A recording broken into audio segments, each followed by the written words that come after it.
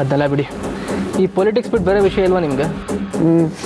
Okay sir, ನಿಮ್ಮದು love ಮ್ಯಾರೇಜಾ arrange ಮ್ಯಾರೇಜಾ?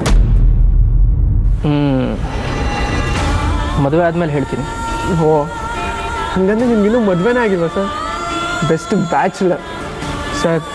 College ಹುಡುಗಿರು ಅಂಕಲ್ ಅನ್ನೋಕ್ಕಿಂತ ಮುಂಚೆನೇ ಮದುವೆ ಮಾಡ್ಕೊಂಡ್ಬಿಡಿ.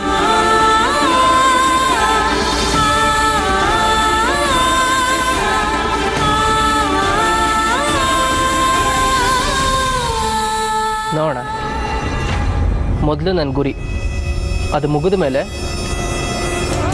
ನಾನು ಹುಡುಗಿನ ಹುಡುಕ್ತೀನಿ.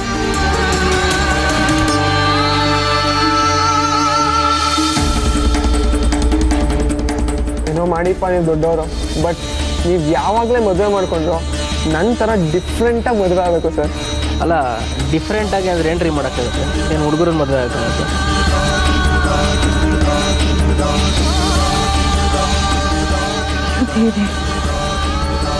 ಇಬ್ರು ಹರಟೆ ಹೊಡಿತಾ ಕೂತಿದಾರಲ್ಲಪ್ಪ. ಆ ಮನುಷ್ಯ ಎದ್ದು ಹೋಗ್ತಾನೆ ಇಲ್ವಲ್ಲ.